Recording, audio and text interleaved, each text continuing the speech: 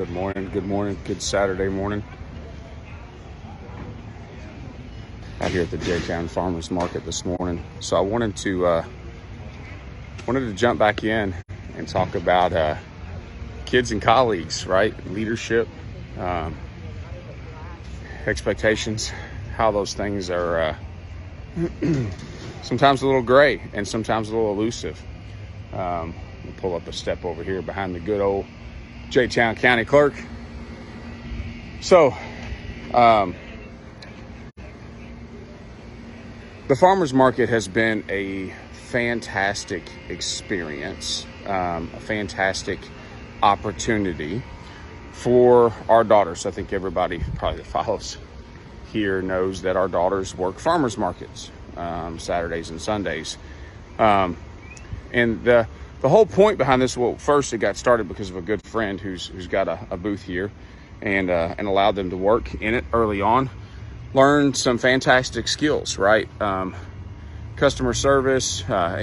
Here's a skill you don't often think about. How many people, adults and kids, that can't count change back, right?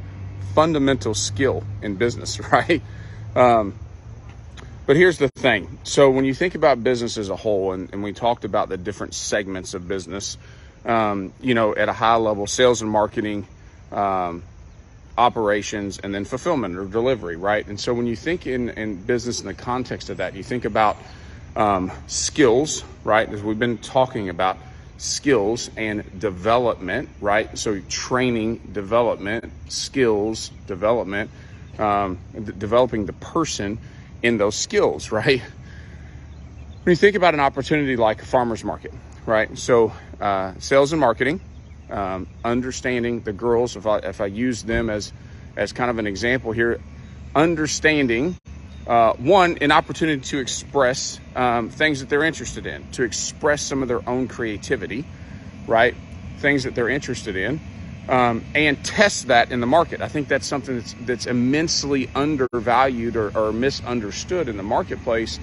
When we either go to work for a company or we have our own company, is that this whole thing, like business in and of itself, it's all about testing, right? It's about testing. What does the market want? What do people want, right?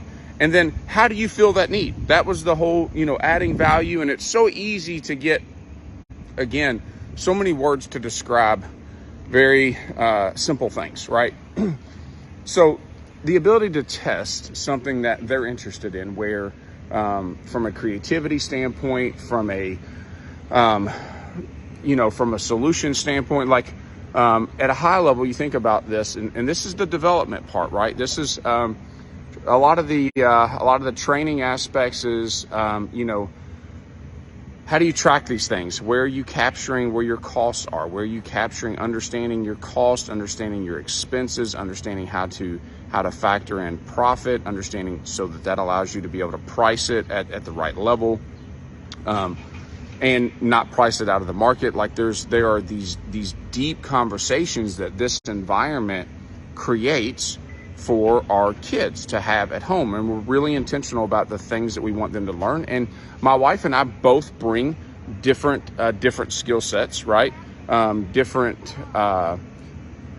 things that we can teach, right? From an operational standpoint, from a marketing standpoint, from a sales standpoint, from a conversation standpoint, all of these things. Good morning, Kent. All of these things are different aspects that they are learning. Now, it's not about our kids in the sense, I just use them as an example, but I get so excited about this stuff. So the main point is that when we're in business, we have expectations, right? We know the road that we've traveled and the things that we know. I had a dear friend and mentor, and I had made a few years ago, I made the comment, probably 5 or 6 years ago, I made the comment about common sense. And there's a deep lesson in that we make an assumption that everybody knows what we know up to this point, whether it be through tenure, whether it be through age, whether it be through whatever. But life experience is what gives you your individual life experiences is what has given you what's so common sense, your way of thinking, the things that you understand, the way that you understand them. But when we become responsible for leading a group of people, or even responsible for ourselves, being more responsible and accountable for ourselves, showing up in the workplace, showing up at home, we have to remember that not everybody has traveled the same road as we have, right? Not everybody knows the same things that we know. So common sense in and of itself is one of those things. It's like, hey, I'm probably best suited to forget that way of thinking, right? That it's not so common. It's not so common sense. That I can't expect everyone to have had the same exposure to the same things that I did. So if I get back to the farmer's market here, and I think about the sales and marketing aspect, right? So the opportunity for them to see and to understand and to listen for, what are people asking for? To look around and identify things that maybe needs that aren't being met. And it doesn't have to be complex. Again, if we think about testing, right? If we think about the marketplace as a place to just have fun and test, let some of the pressure off and just play with ideas and play with things. It's all about market fit, right?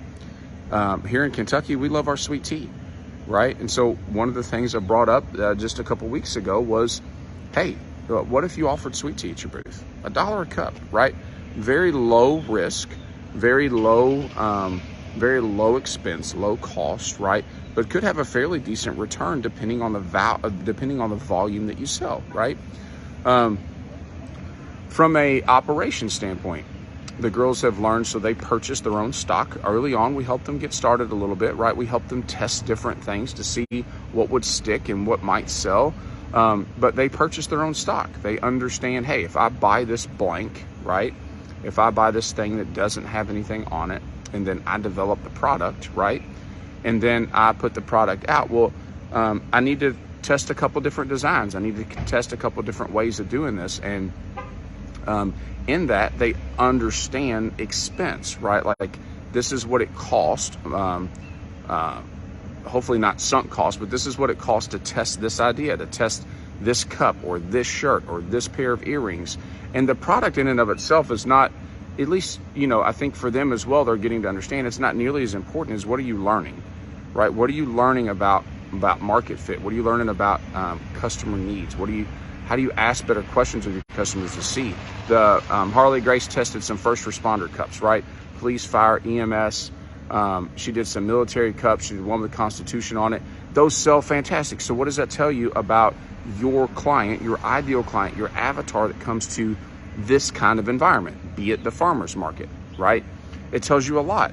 So if you begin to develop products that fill that need, that suit that customer, it also lets you know where to expand. What other types of products can I bring, right? Or expand on that idea. What other things might they need? It's like, man, how frequently is a firefighter in the firehouse versus in the car? And what items or what products could I bring, right, that they might be interested in? That's underserved, right? Or in an area where they're underserved. And so they understand, testing those things, making those things, ordering the blanks, ordering the materials in order to create those products.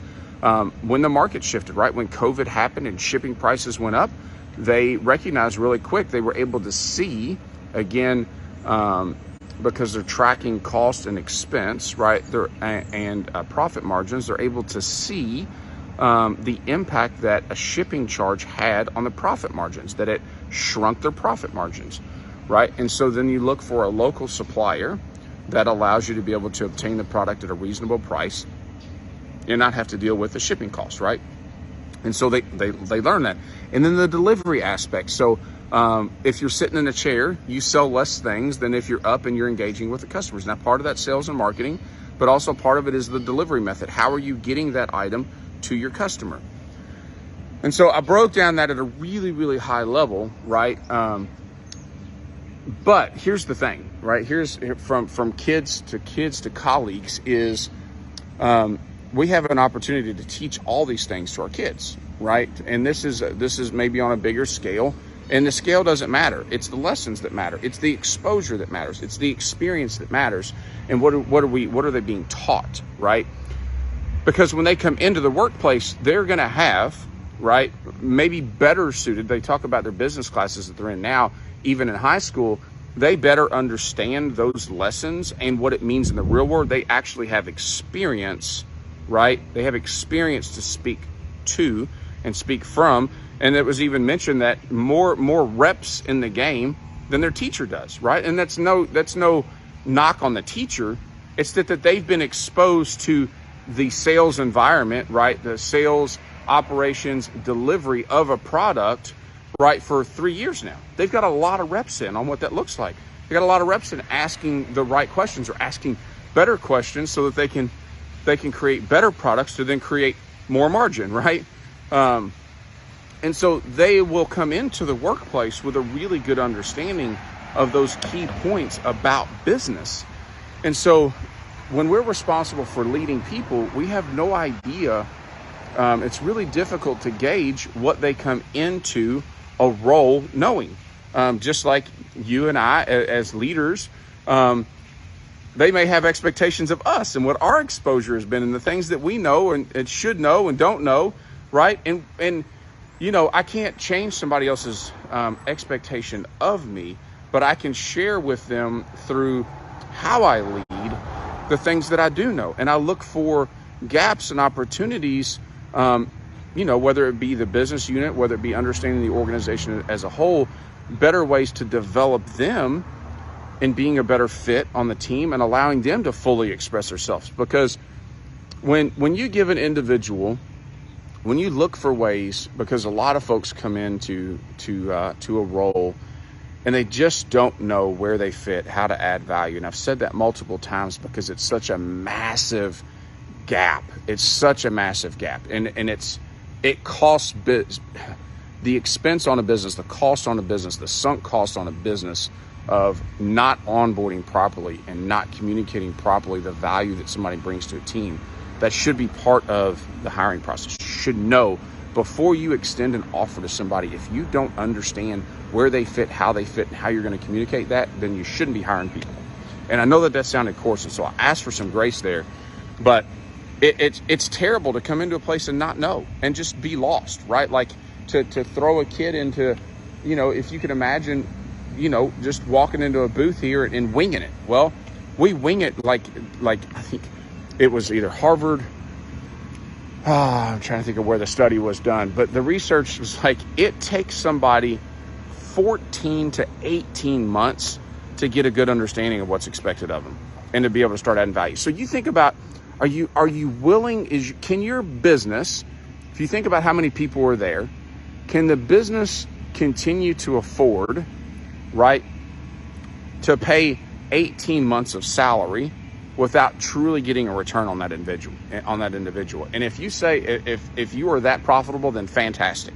But there's opportunity to immensely reduce that by getting a lot clearer on the front end and understanding as well that assessing those gaps on the front end and understanding what people bring and understanding that when we're responsible for leading people, that they all come from a different place, a different understanding, a different level of skill, a different level of understanding business, this business versus that business. Marketplaces are different. They've got very different dynamics. Can you explain what's different about your business? Can you explain what's different about your marketplace? Can you explain what's different about the culture here versus the culture there?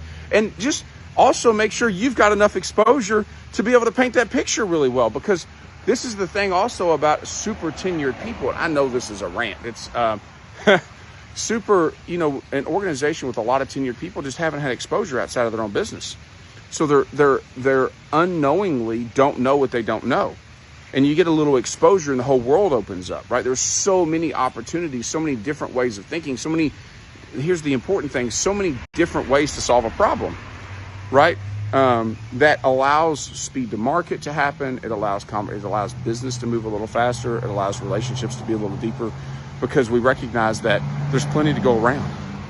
There's plenty to go around. We just have to distinguish, you know, how are we different? Why are we different? And from that place, we can bring a ton of passion, right? We can bring a ton of passion. We can bring a ton of intensity. We can bring a ton of ownership. and that, you know, there's plenty. It is a abundant world and an abundant market out there. Find your people and serve them well, both internally and externally. So I love you guys. I hope that you all have an amazing weekend. It's a little humid here in Kentucky, and yeah, make it a great Saturday, make it a great Sunday. Hell, make it a great week next week. It's up to you, right? Nobody else is going to do it for you. So love you guys. Take care.